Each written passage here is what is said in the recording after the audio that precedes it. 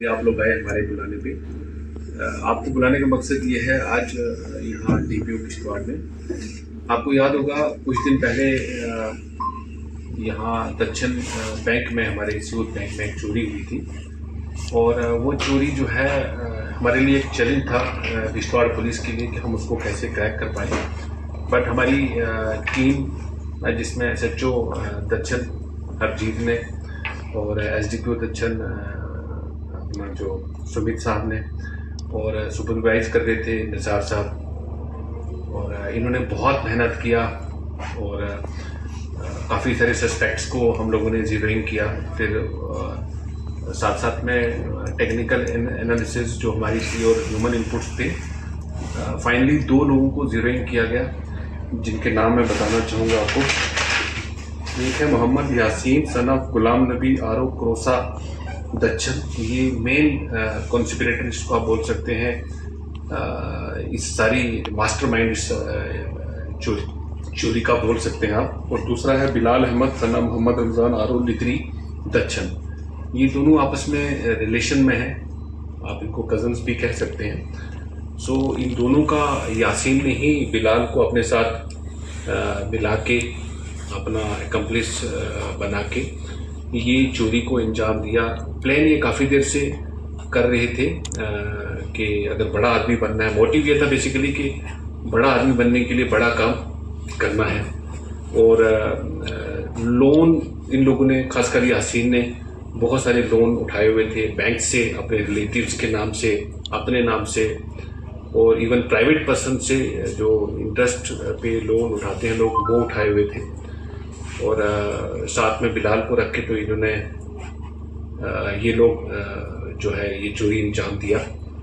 और ये चोरी जो हुई, मैं बताना चाहूँगा कि पहले तो इन्होंने रेकी किया है। 30 और 31 तारीख को इन्होंने बैंक का रेकी किया कि बैंक में कैश कहाँ हो सकता है, CCTV कहाँ लगा है।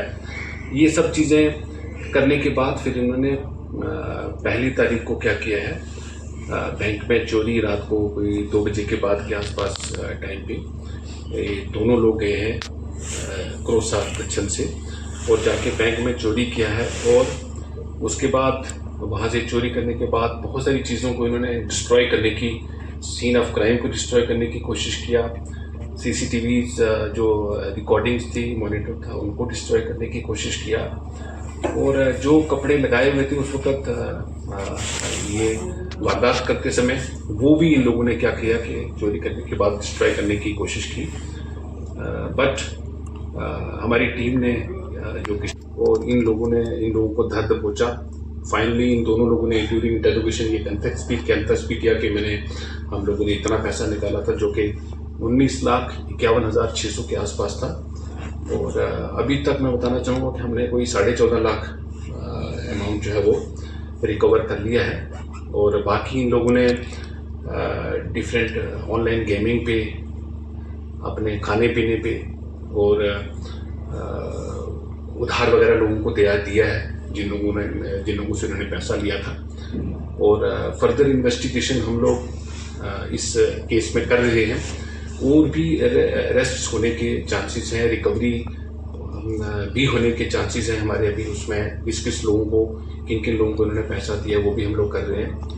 और साथ साथ में बैंक वालों का बताना चाहूँगा कि उनकी नेग्लिजेंस हमने देखी इस चोरी के बाद, कि उन्होंने जितना केयरफुल रहना चाहिए था, जितना चीज़ों को, करेंसी को, कैश को जैसे संभाल के रखना चाहिए था, जो सिक्योरिटी मेजर्स लेने चाहिए थे वो नहीं लिए हुए थे।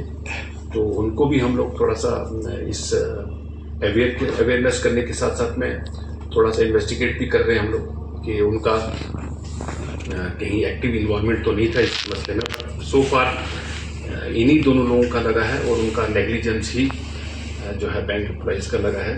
और फर्दर इन्वेस्टिगेशन जो हम लोग कर रहे हैं। सर कैश जो है वो कहाँ से रिकवर हुआ? वो हम लोगों ने क्रोसा, जो इनका घर था, जो यासीन का था, और एक आध जगह और से जो लिदरी से, वो हमने रिकवर किया है इन दोनों के। क्योंकि इन दोनों ने जब चोरी किया तो उसके बाद इन्होंने दोनों ने आधा आधा कैश बांटा है। आधा इसका, आधा यासीन का और आधा बिलाल का करके। तो फिर कुछ कैश तो हम दोनों से वहीं पे रिकवर किया हम लोगों ने।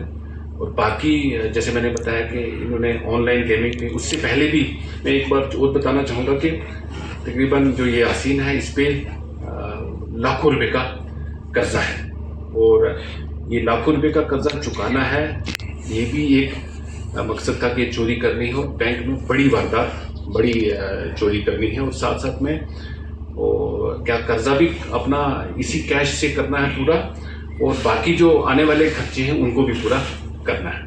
तो सर यासीन